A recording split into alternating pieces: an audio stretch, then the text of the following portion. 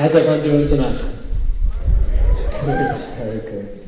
It's a huge honor to be here, and I got here because someone in this room posted on Instagram buying a Thankyou product and was like, you have to come down to Hamilton to speak, and then everyone else jumped on board. So those of you who posted and bought product, thank you. We noticed it within like 8 seconds, and and social media is awesome. It connects us. There's a heap of negatives. We can talk about that later, but there are some positives. And I want to talk tonight about, this topic remarkable. I want to talk about a few different things. To be honest, I feel like most of us in this room have either had an idea, or we have an idea, or a dream, or even there were ideas put forward a couple of minutes ago about changes we want to see here in the community. And ideas are awesome, but I was in a waiting room once of a retailer, and I was sitting on the couch, and on the wall it said, an idea isn't worth much. And I thought, oh, that's discouraging. I was about to present an idea, and it said, but its value is found in its execution. And it was this profound statement. I didn't understand it at the time, but it is profound because ideas they're one thing.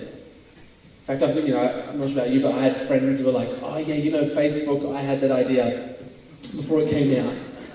And it's like, sure you did, maybe. But like, ideas aren't worth much, it's the execution. I want to spend some time tonight talking about that. But before I jump into it, I once heard a good friend say, Daniel, as a speaker, no one will remember what you say. He then went on to say that, but people won't forget how you made me feel. And I thought, well, there's a challenge. Let's try and get people remembering at least something. So I've got 5 words tonight that I'm hoping we all walk out with. They're important to me. They're a mantra that I and our team live by. And the first 2 words are get out. Now to help you remember, I'm actually going to ask you to turn to the person next to you and tell them to get out with a bit of passion. So let's go.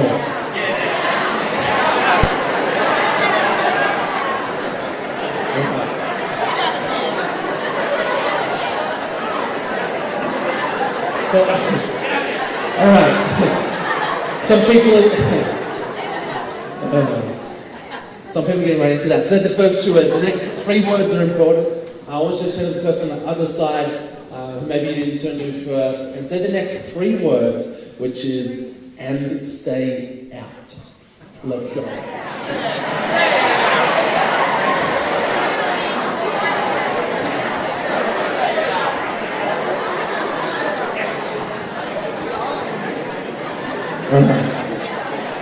So, 5 words, get out and stay out. Write it down if you have to. I'm going to come back to them in a minute. Just out of interest, do we have many parents in the room tonight? Okay. I asked the question because I became a dad a while back, and everyone says it'll change your life. I'm like, I'm sure it will, but I'd actually promised myself to never become the dad that you meet that says they have a kid, and then without you requesting it, they run you through a slideshow on their phone of their kid and how the kid's the most gifted kid in the world. I'm like, I'll never do that. And anyway, and then we had Jed, and it changed our whole life, right? So now, this is him. Now, I have said this before, and this isn't a joke, he literally is the most gifted child in the world. And we discovered this as proof, so day 2 at the hospital. So our son, Jed, he started smiling. And we were like, wow. And then the nurse or midwife was trying to tell me that it wasn't a smile, it was what happens when a baby has wind or gas. And I'm like, oh no, with respect, like I know my own son. And we had a debate, and here's a photo taken week 1. Who thinks that's a smile? Thank you. Not too many people. So Jed's grown up now, and he has grown up, and he's 3 now, and he just started kindy. So we've moved over to New Zealand for the launch. We're living up north of Auckland at the moment, and people that are in Auckland are like, welcome, this is the best. Everyone else is like, oh, bad luck. But we're there, and we live there, and Jed started kindy. This is a little photo. He has grown up a little bit since then. He's now 3. This is him in the middle. And he started kindy about 8 weeks ago, and we dropped him off, and it was pretty pretty confronting. Because when we dropped him off, he didn't cry.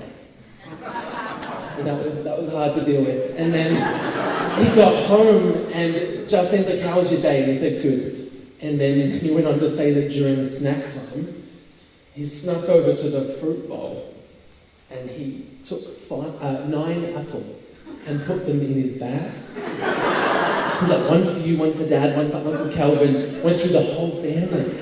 So Justine goes over to his bag, opens it, and there were 2 apples. So we're working on the whole counting thing.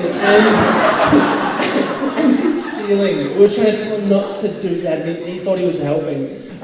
Anyway, so that's Jed. But baby photos are a little bit unprofessional to start with, but I have started because I love this thought that each of us, well, as children and as babies, we weren't born into the world understanding how the system works. We weren't born in understanding what's impossible and what's possible. We learned that. Society taught us. And at Thankyou, this is a journey of people, when we started at 19 years old, saying things like, you are so naive, your thinking is childish. And that's what they said then. Today, we have 55 staff and we are growing and scaling quickly, but we are fighting to keep that childlike thinking. The willingness to ask questions like, but what if it could work? What if there was a way? And this photo to me, it's a photo of a beach, but I actually think it's a really good photo that sums up ideas. Because sometimes when we have ideas, this is what they can look like. An aha moment, something that seems really simple. But I think that the illusion of an idea is probably this next photo, because this is probably a better representation of what it is to go from idea to reality. This is the bit no one tells you about. Yeah. Does that make sense to anyone in the room? Kind of resonate with that? It's crazy. Like last year there was this conference and it was in America and it was in LA and I hadn't ever spoken in America before, and they said come and talk, and I thought, well, that sounds really cool.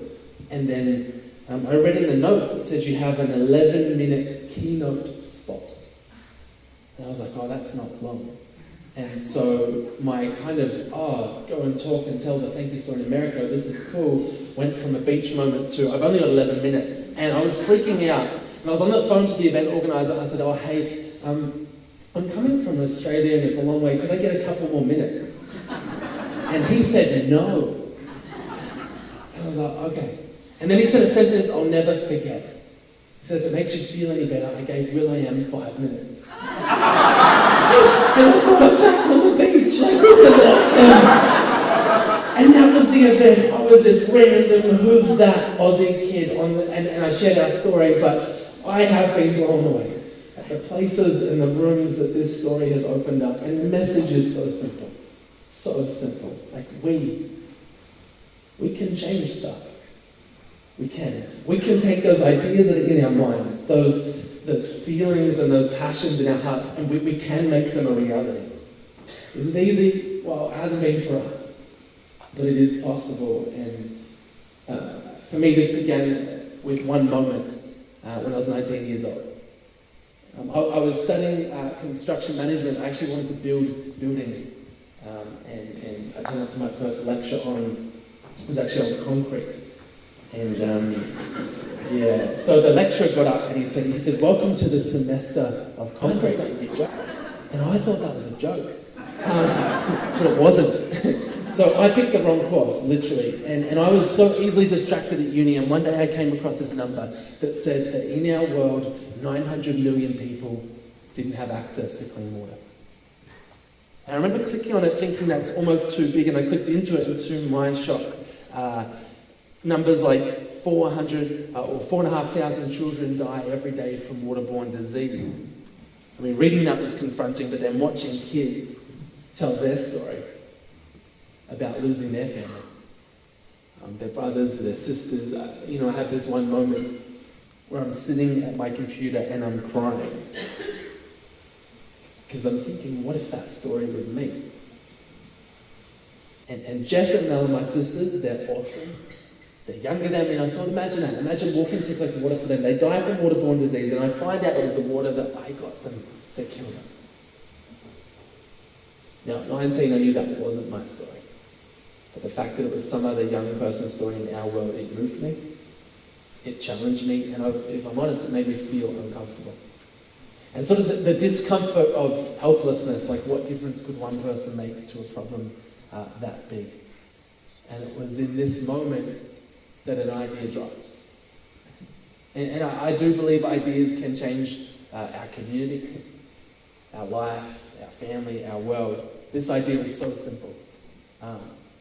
I saw another number that said in 2008 we were spending $50 billion globally on bottled water. I'm not sure what your views are on bottled water, but I think bottled water is the dumbest product on the planet, particularly when we have something like the world water crisis, and then to think that right now $140 billion is spent on bottled water, and sometimes when I get to share our story, I ask two questions that show what I think is the power of this idea. So I'm going to ask, if you're up for it, to put your hand up if you think bottled water is a little bit silly, because we get tap water for free. Okay, good. Someone just reached for a bottle on the table. All right, so it's all good. It's all good. She doesn't think it's silly. The next show of hands is just to put your hand up if you've ever bought a bottle before. Okay. So it's like, oh, bottled water is silly. Oh, silly. We shouldn't be doing it. And this thought in 2008 was, if it's going to exist, why isn't there a brand that gives 100% of the profit to funding water projects? Simple idea. If you know our story, and I know some of you in this room have followed us, I'm kind of seeing you in the audience, you've helped support our launch. We've evolved a lot. So in fact, we didn't launch water here in New Zealand, we've launched our body care range. I'll talk about that later. We just didn't think New Zealand needed another bottle of water, and we've evolved from this and have a whole new water thing launching next year. But this was our starting point, and one of our co-founder, Jared's first question sums up maybe our childlike thinking or naivety. He's like, bro, how do you start a bottled water company? I'm like, I don't know. I was studying concrete. And so I'm like, we didn't know how to start a water company, and we literally Googled it, and Google's like, you need a factory, a bottle.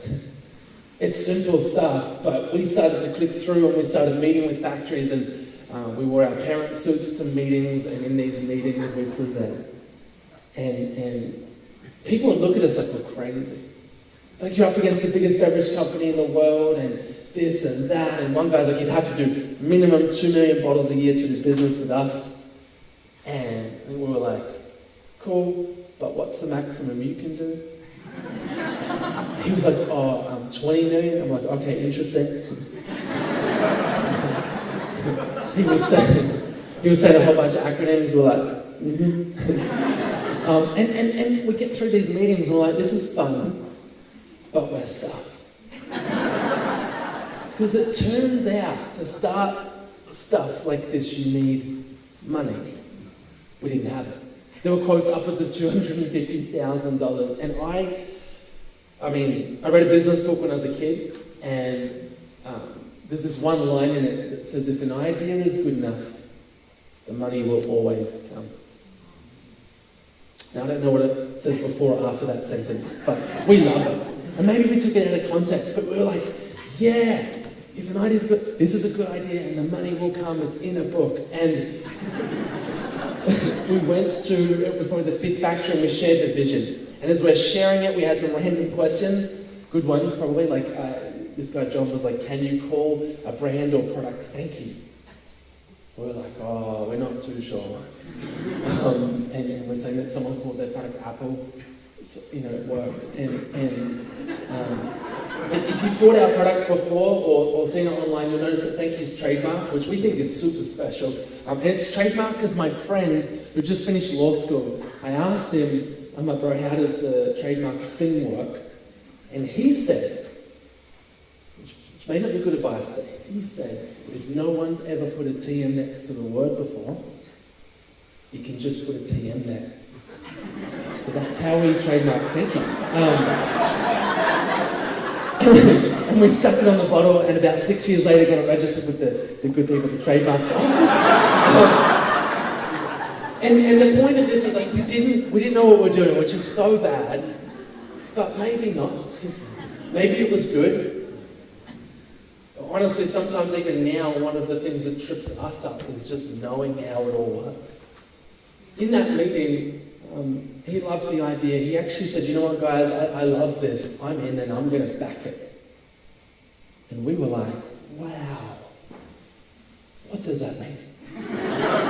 And he said that he'd make our product for us, then he'd go and sell it, and then we could just pay him the cost of goods later. And we're like, oh, that sounds good.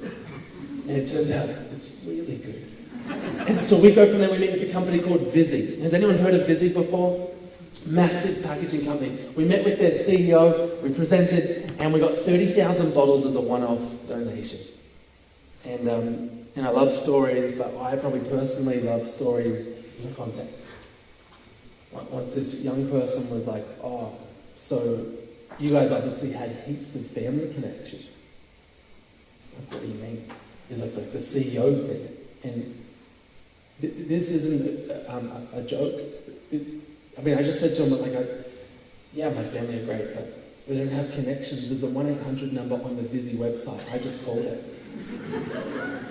When I called it, I asked to speak to the PA of the CEO, and when I got put through, I thought, cool. This is how it works. And I said I needed to meet with the CEO, and she wrote, she said, put it in an email, and I did. And then her next email, which is fair enough, said, no, Daniel.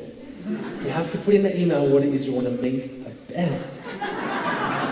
Yeah, you can't just say you need to meet with the CEO.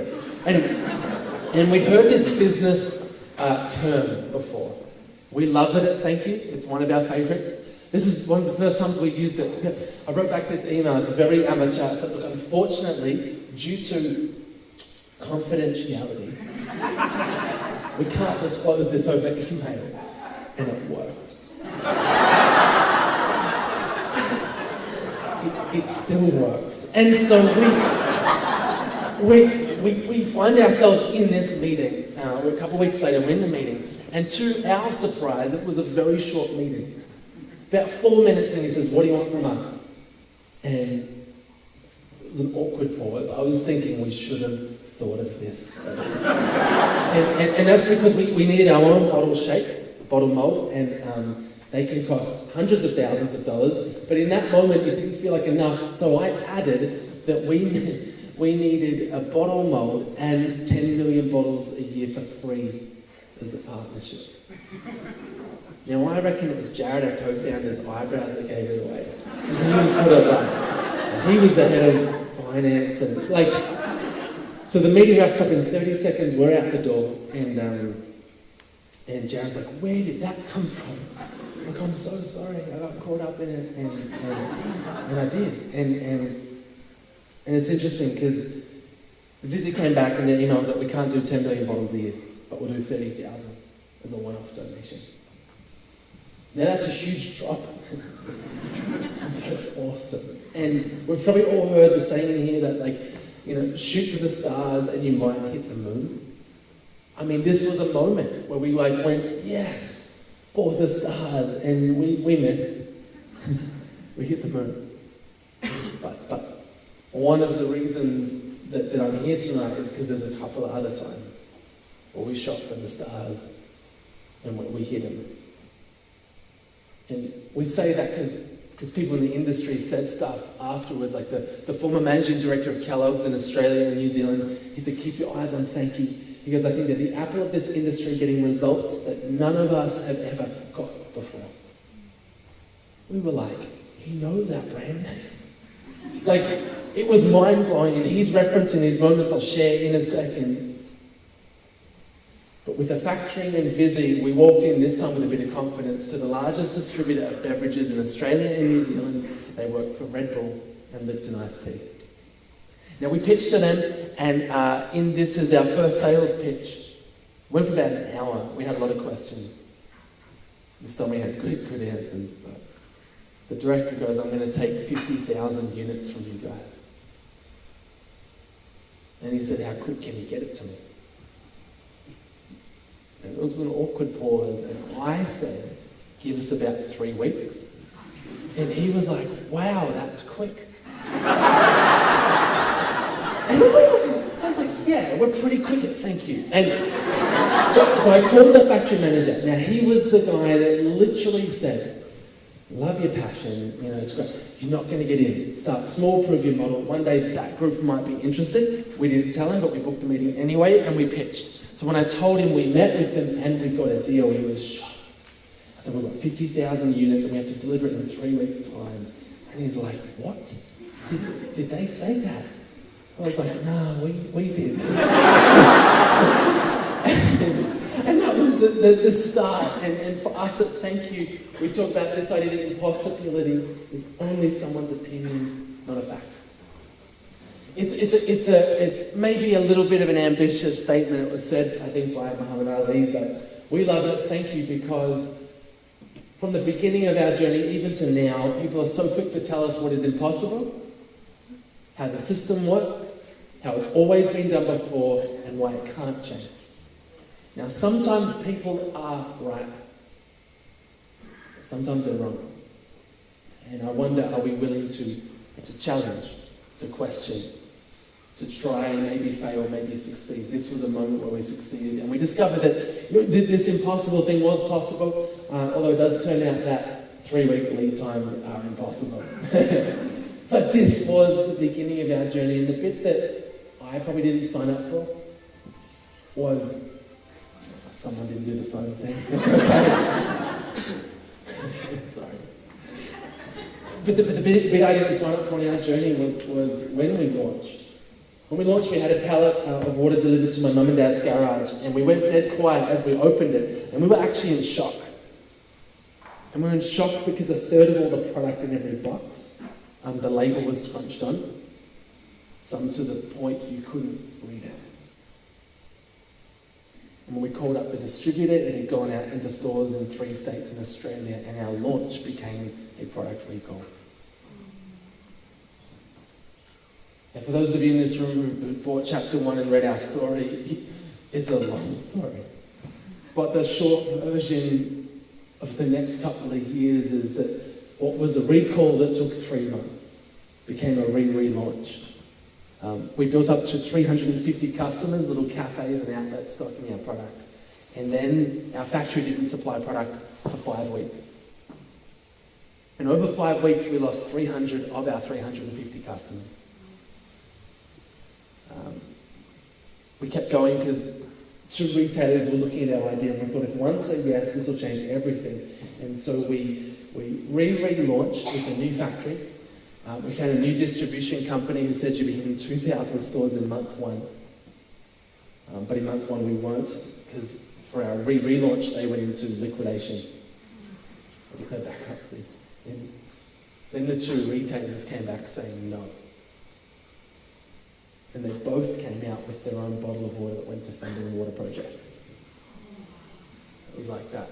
That's like, yeah, great idea. Huh? And we actually kept going. There was one other retailer. It was the biggest supermarket in Australia. And the guy initially said, I love your passion and your idea. He's like, but, you're up against the biggest brands in the world. It's like they invest $3 to $5 million a year in their above-the-line campaigns. And we're like, yeah, but we've got Facebook. He's like, nah. It explains it's a tough market and like you didn't have shelf space. I'm like, you have the whole supermarket, but it's a hard industry. And so we find ourselves in that first meeting kind of, I like your idea, but it's going to be hard. But actually, the more we met with him and the more persistent we were, the more he came on board. That took 12 months, but 12 months into the journey with that one supermarket, we are now 2.5 years into our story. He says, congratulations, you're in national range every store. And that was an awesome day. Such a good day. We celebrated, we got product ready, and a couple of weeks later I called to check order date and size, and I'll never forget that phone call because a new person picked up the phone and said, what is Thankyou water? And I said, I'll call you back, and I called the old guy. He'd moved categories, and I said, what's happening? He goes, don't worry, you've got your national ranger commitment. Call the new guy back. And so I did. Daniel from Thankyou, what is it? So well, we've worked for a year now, we've got our national ranging, and he goes, oh cool, I'll stop you right there. I've got the big brands in my own brand, I don't need your water. Like we have a commitment. He goes, you do, but it does not stand. It's with the old category manager. I remember hanging up the phone that day and I was crying because I was discouraged. I mean, I felt like a failure too, because I was the kid out the front saying the next one, the next one, the next one. And this was one of the last next ones. And we'd worked 30 to 50 hours a week with volunteers. People like, how did you live? Well, we worked for night jobs.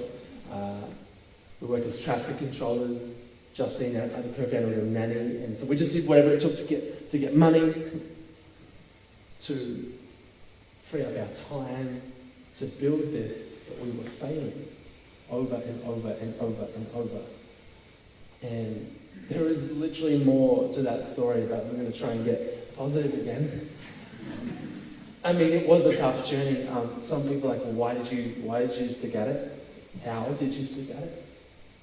And one of the last times I was in Hamilton, I had this chance to speak at the National Young Leaders Day to a room of 9 to 12-year-olds. And it was awesome, and talking about purpose in a short segment was hard, but I was reminded of that doll that maybe we used to play with, that had a weight at the bottom, and you knock it over and it bounces up again and again. Does anyone remember that? Okay, so that thing, like the weight at the bottom, I think is such a good metaphor for when we know why we do what we do. It's like our purpose. Simon Sinek, a video that if you haven't seen it online, check it out. It's an amazing TED Talk. But he talks about when we know why we do what we do. It's powerful. I mean, I think it becomes that weight. It helps us bounce up again and again. And I think purpose is a journey. If you had to ask yourself the question, what is my purpose? I mean, some people are like, yep, cool, I know what it is. Other people are like, what are you talking about? It's like, how do you figure out your purpose? I don't have all the answers, but this is my feeling is that our purpose, individually or as organizations, it comes from moments. Now, as a society, we haven't done a good job at valuing moments. So we would say things like, I got caught in the moment, or I'll be there in a moment, which back home means a long time. And it's like, it's just a moment. I'm here because there's a moment at 19 years old in front of my computer watching stories of kids who didn't have access to clean water. Now you could say, yeah, but that was just a moment. Yeah.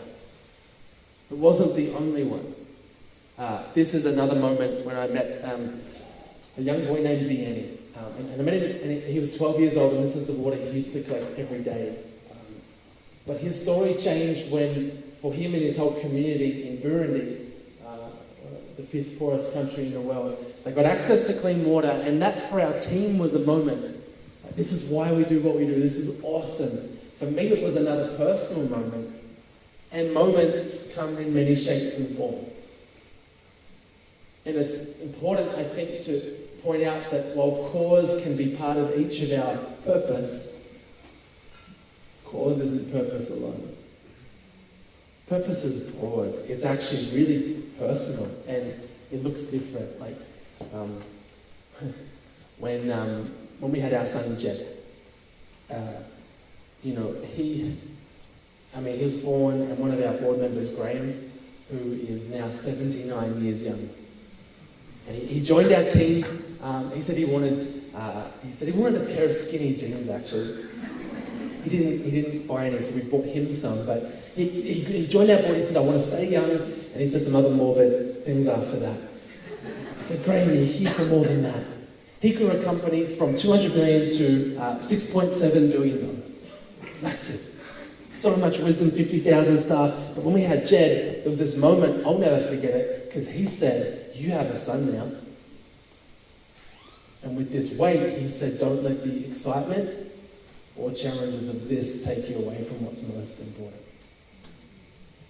And he said it with a weight. And that was a moment. Now, I can forget it or not forget it. In fact, you can have a moment in a room where you're not even listening to the person at the front. You could be at the back and life's so crazy, you're not even listening. I'm okay with that. But you can still have a moment. And moments are important because they change trajectories of people's lives. The whole reason, our team does off-sites or events are on like this, is because at an event, through a conversation, something you heard, you can have a moment. And it just changes you. For me, there was this moment I was in a room, I was at the back, and the context to this is I wasn't listening to the person at the front. Now, as a kid, my parents took me out to church every week. So if you test me on the Christmas or Easter story, got it. Now, my teenage years, I'm like, thanks, Mum and Dad, I'm not coming this week. And that's another story. But I gave it the flick. And then later in my teenage years, I find myself coming back, making my own personal faith commitment. And I'm in a room up the back, not listening to the person up the front. But I'm at the back and I'm like, man, how are we going to start this water thing? We have no money. I'd meet with business people. I'm like, here's our idea. And they'd be like, where are you going to get the money from? I'm like, that's why we're meeting.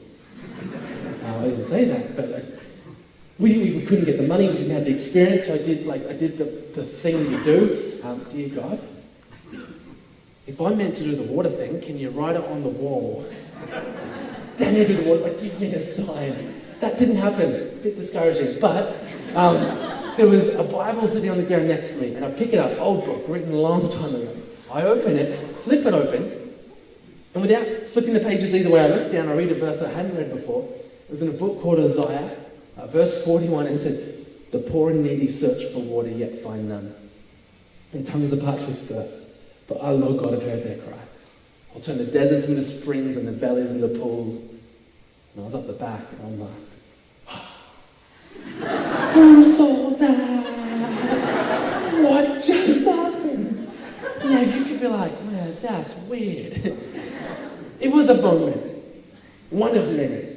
Coincidence, not a coincidence, depends on your view. But my point is that's a moment. And once you combine them all for me, family, faith, personal cause, the world I see, the things that move us, the things we want to change, when you combine it all, like honestly, you could say no to me 100 times. Maybe 1,000 times. With respect, I'll get up and go again. Because I know why. And it goes deep. And when you know why you do what you do, I don't think you just get up again and again. But you'll be prepared to do things that others are not prepared to do. And that is important. Because our world needs change. I know in this room, if we had time, we went around, what are you passionate about? What's the change you want to see? There would be story after story, from local programs and local issues on the streets of Hamilton, to the whole country, to the oceans, to the world. And these are big, complex problems. They require us all to likely do something that maybe we've never done before. Maybe even something that others have never done before. And that's what happened 3 years into our journey. And it could be summed up by this little quote who says we have to do things the way they've always been done before. This is not a disrespectful statement to the past. Like, I learned so much from Graham and our other board members and mentors.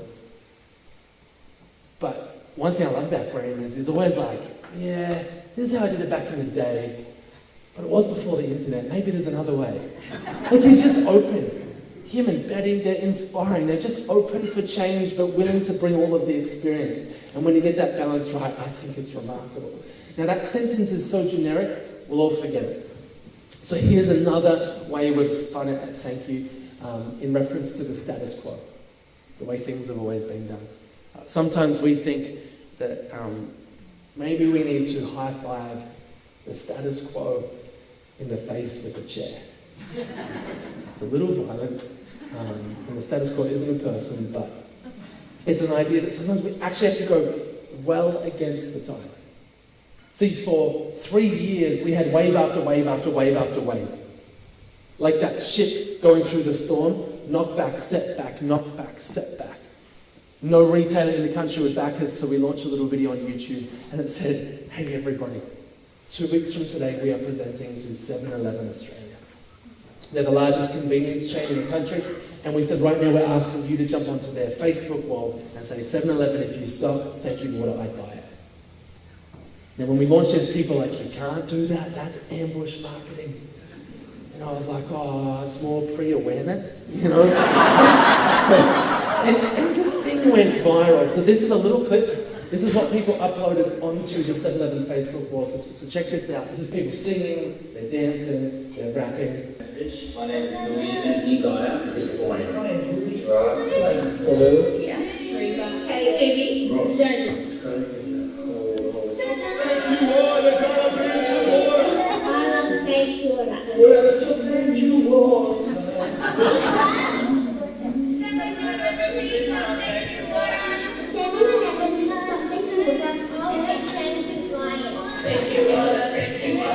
Disruptive, I would buy it. I would buy it. I would definitely buy it.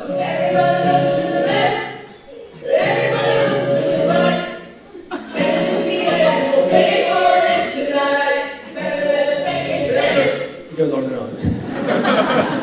Now when the phone rang, we did know it was 7-Eleven, and I let it go to the message back. I was pretty nervous. I called him back and he's like, hey, so we saw the campaign. And he said, there's a question on your website. It says, would you like Thankyou water in 7-Eleven? He goes, there's a yes button and a no button, but the no button doesn't go anywhere. I was like, oh, honestly, we didn't know where to send it.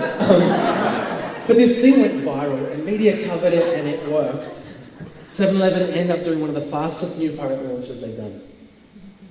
Product hit the shelf from day one. We outsold Evian and Coolidge and it took off, and it was amazing.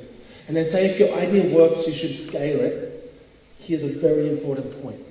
We actually didn't change our idea for 3 years.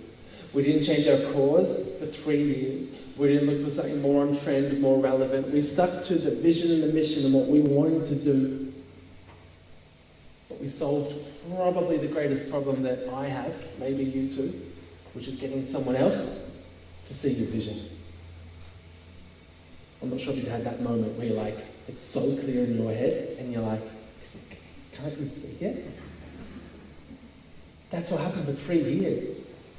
Can't you see it? This is like a win-win, and no, they couldn't. So we changed how we delivered it. It worked. We scaled that. We spent the next 2 years, and if you know our story from year 3 to 5, we developed a food range where all profit would fund food programs, and a body care range that would fund health and sanitation.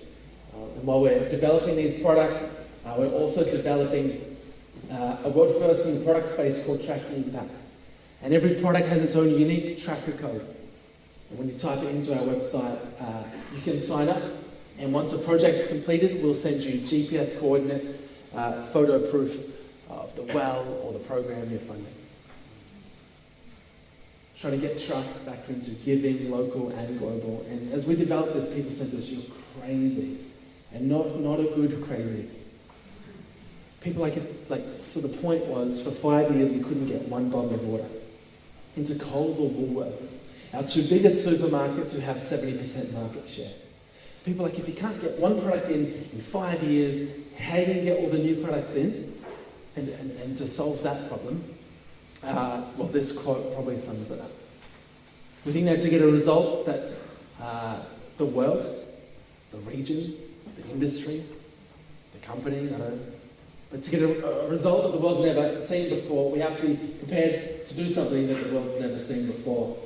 The point is this. We launched a little video on YouTube. We called it the Coles and Woolworths campaign.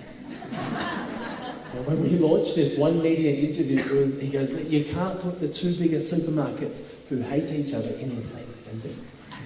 And this is awkward. I've shared it before, but I was like, oh yeah, Wesley, our graphic designer, he didn't find it too hard. He just did it. And you can't do this stuff. Or can you? And what happened during the campaign is people sung, dance, rapped. We may have flown this from a helicopter. If you can't read it from the back, it says, a sign that says, hey Coles, thank you for changing the world. In brackets, if you say yes. Honestly, we haven't met him yet. We flew it over Melbourne and around their head office for half an hour.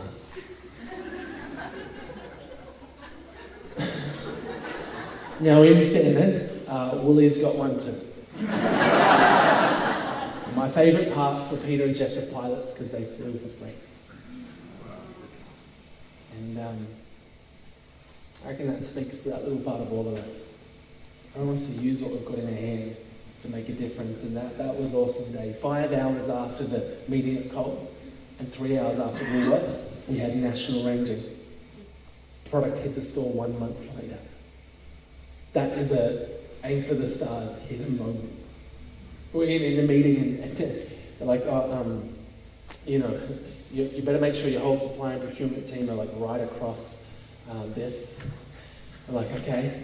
We didn't have the heart to tell him it's Jared, and he's also finance. So we were so small, and we were taking on some of the biggest companies in the world, but it worked. And from day one, products sold.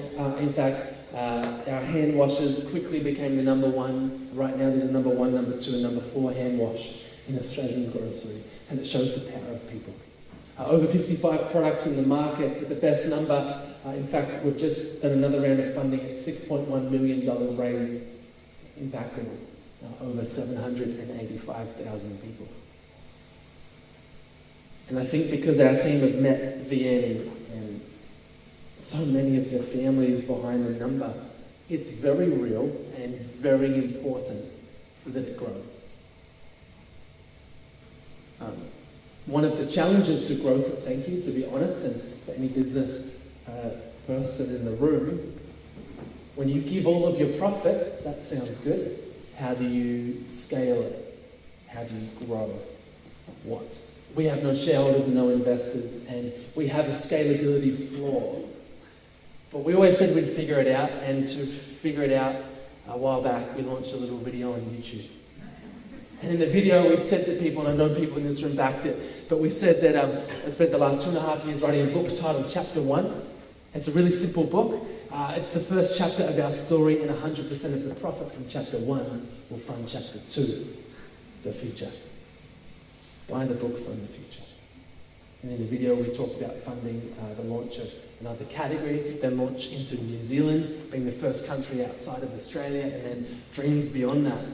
And in the video, we talked about how a best-selling book in Australia is 5,000 copies, and you'd be lucky to make about $50,000 profit. And that is why we took the limits off, and we launched this book with a pay-what-you-want price. So no retail price. And that was a bit of a stretch for the retailer. All the airport retailers stopped it in the meeting. The guy's like, but how does it work? Like, someone walks up to the counter and you just ask them how much they want to pay. And they pay it. He's like, yeah, but the barcodes are linked to the till. And the big idea was, but what if we did something that maybe we've both never done before to get a result that maybe we've both never got? It's so simple. They took a bet, they jumped in, and we launched. In the launch, one of my favourite part was the launch video where Jared is walking down the stairs. I'm like, bro, how many books do we have to sell to raise $1.2 million, which was our initial target? He's like, I don't know. Because it's pay what you want. And he said, I don't know if we had 800 or 8,000, but I ordered 80,000 just in case. And I point to 4 shipping containers. I'm like, wow, that's a lot of books. Australia, if you back it, we'll pack it. So I'm not leaving this warehouse, and I'll pack books every day until one day we hit that number. And one thing we've learned at Thankyou is to go all in. Even if you forgot to check there's no aircon, or even if we go all in, and people back boldness, and we saw that, and thank you to those in this room who backed it. Because in the first 2 hours, we hit $360,000 raised. In the first month, we didn't hit 1.2 million, we hit 1.44 million. And right now we sit at over 2.44 million raised. Money comes in every week, and the book just keeps growing. In the airport bookstores, we outsold every business book launch, and their email was like, and you're second to only the Harry Potter launch week. We're like, whoa. And it just, some people in Australia paid 5 cents. Here, some people literally paid 10 cents. We have some of their addresses.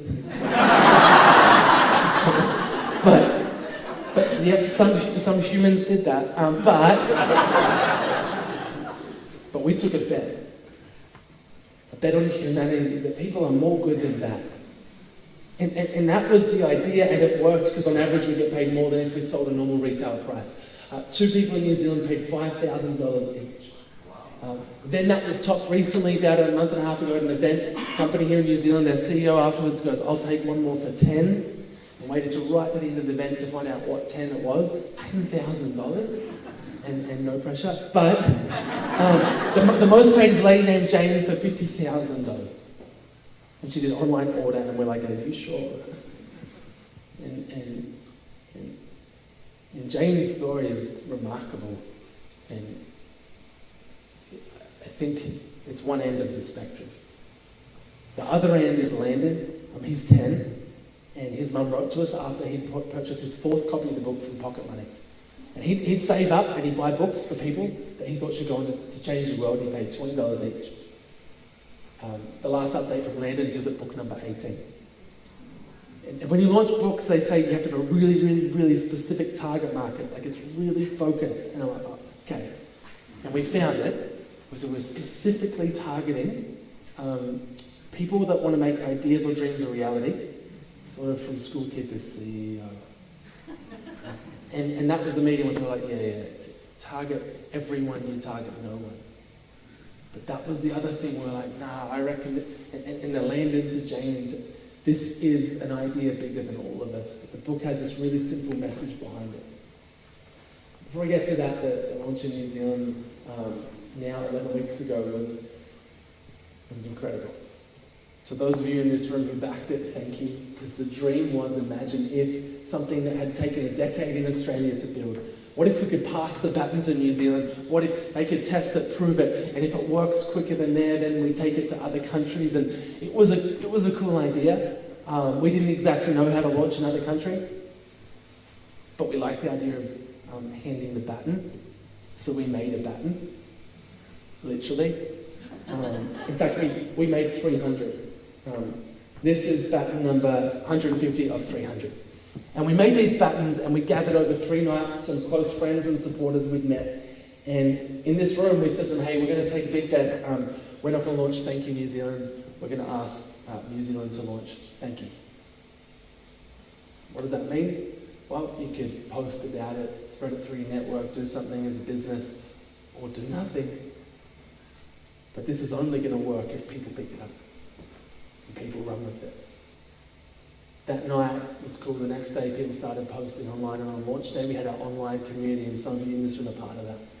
And our online community started sharing. We had this simple message to tell to. Like, I learned really quickly that 2 degrees of separation is very real here. You meet people that are like, yep, and I'm like, whoa.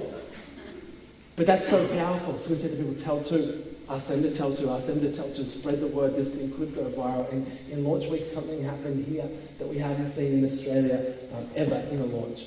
Before I tell you that result, this is a bit of a picture of what people did online, some of you in this room. So thank you so much. Every person wants to make a difference. Thankyou is a movement aiming to end global poverty and has just launched in New Zealand.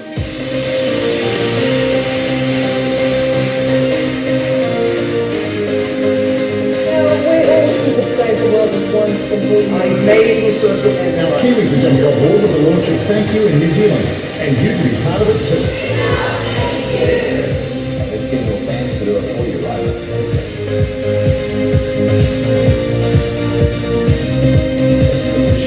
It started with 3 about looking out and growing solutions for people. Thankyou co-founder, managing director Daniel Flynn. Sit down, grab a photo today, and join this fantastic movement.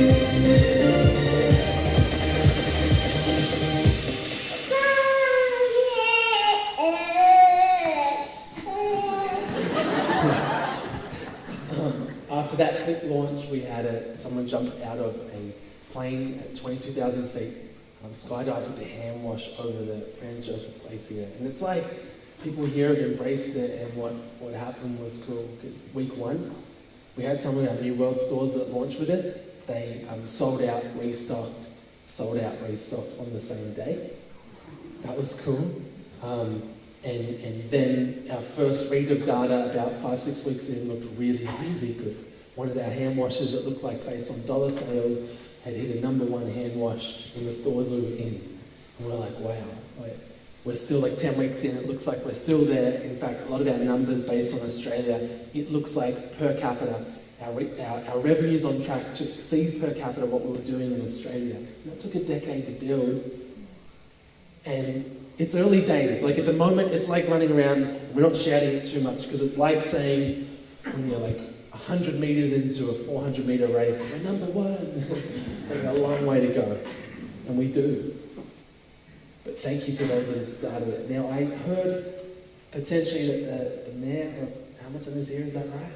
Yeah, okay. So, now I heard you're a good guy. That came from your son Josh, who I talked to earlier. Dad's a good guy. So, I've got a baton here. You don't have to do anything with it, but this is from Thankyou to this region. So thank you, and maybe a round of applause.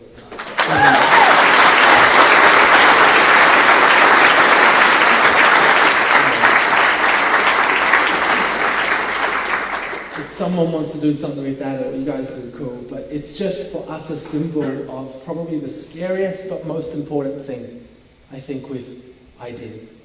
Is sometimes having the courage to let them go and just let other people run with them and just seeing what happens. Because at Thankyou, this is a story of people and people coming together around ideas. And there's one little quote which is on the book, and it says this, you have the power to change stuff.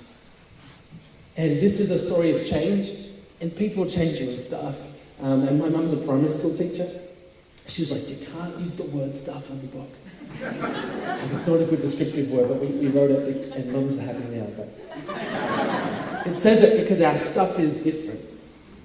It is. The stuff we're passionate about, the problems, the challenges, they're different, but we can change it, and this is a story of change.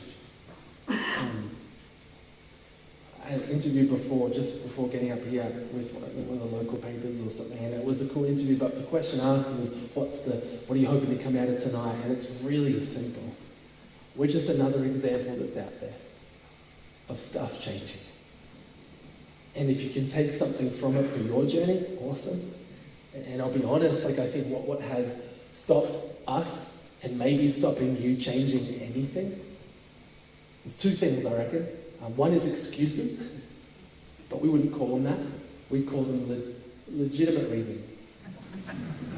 My cousin Ben, when he was about 12, he said to my auntie that he wanted to sponsor a child, and she said, come up with the money yourself. Ben's like, Mum, I don't have a job, you don't give me pocket money.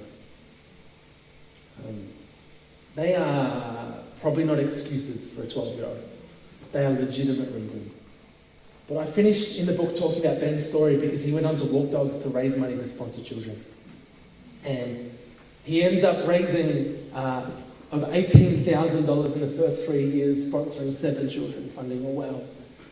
By 18, he raised $50,000. He walked dogs day in, day out, for years. Ben didn't let legitimate reasons stop him from doing something remarkable. What is remarkable? In fact, I was in a room once, I yelled out, I was like, imagine if we could each do something remarkable. This guy yells out, I'm going to quit my job. And the CEO at the front goes, that's not the point of the session. And I felt so awkward. And sometimes, like that guy, I had no answer for him, but sometimes we think we've got to quit our job, move somewhere, do something. And that might be a story, but can I challenge you? I think remarkable, well, it might be that, it might also be just using what is in your hand. And what is in your hand? I don't have to answer, but I do have to question. I've met people who in their hand had $50,000 or had $20. People who had helicopters, or they had small businesses. They had time, they volunteered. People, here's what's in their hand. Justine, our co-founder, and also my wife and marriage. When we were talking at the start, she travelled to developing countries from the age of 12. She'd done that. I'd done like the opposite of that, but she'd done that. She said when she grew up, she wanted to use her passion for marketing and HR to help make a difference. She found a way to make it a career. make an impact bigger than her. And the reason I asked everyone at the beginning to say get out and stay out, it's confronting, but it's simply this idea that once I saw a circle on Facebook, it's not a circle. And so this represents your comfort zone, but here's where the magic happens. The great challenge I think we have is not just getting out, but it's having the courage to get out and stay out. We are 10 years into this journey, and I promise you, the illusion of books and stages and microphones as you think, that person's got a beach story, I'm in the waves. No. Or maybe other people, but we've had some of the toughest couple of weeks over in Australia, some big changes in the business and huge competition. Flying home Friday, some very, very tough chats. The next week, you might read about them one day. Really tough moments. Honestly, for me, for Justin, we feel like it's some of the toughest parts of the whole journey we've been on. And it's like, what? But just because it's hard doesn't mean it's not important. And doesn't mean that we have to keep going. I think fear is what stops us getting out. I think fear stops us staying out of our comfort zone. And I say that, and I'll finish with this, because when I was a kid, and at school I said I'll never do public speaking. And I said that because I had a really strong lisp. And I'm annoyed with the person that came up with the term lisp. To describe a lisp. And this journey for me has been getting out and not letting fear and not letting the thought of now they're all listening for it, like just pushing on.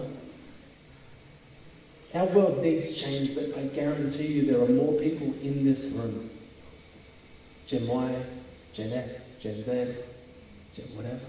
There are more organisations and people up for it than you think. Our world is shifting and people want change.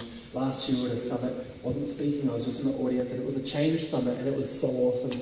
And then 3 of us got a little tap on the shoulder, and they said, oh, tomorrow morning you're getting this interview. The 3 of us didn't sleep the whole night, because the next morning, with only 24 hours notice, we had this interview with President Obama. For 25 minutes he interviewed us, and he asked questions, and we're all like, and one of his questions is, for me, is like, Daniel, this is great, when's this coming to America? I'm like, good question, President Obama. And I said, well, we're about to launch into New Zealand, hopefully that goes well, and then we'll see what happens. And afterwards, I gave him a hand wash little pack, and he said, oh, good, Michelle and the girls, we wash our hands, so this will come in handy. I'm like, of course you do. And the thing is, at the end of that, after the whole camera thing was done, he just said something, and I'll never forget it.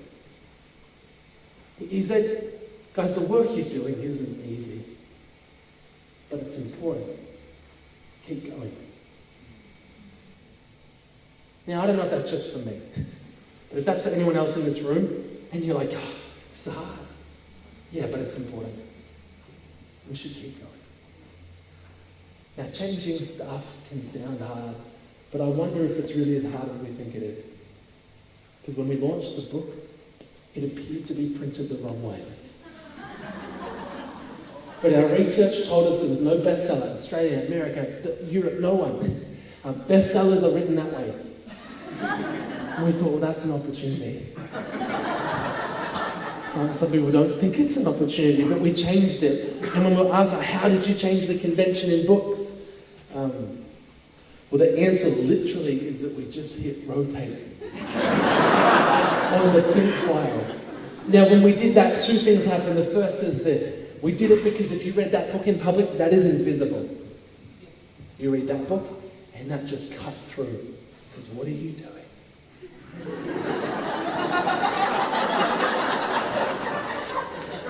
You might be wondering, how do you get to ideas like that?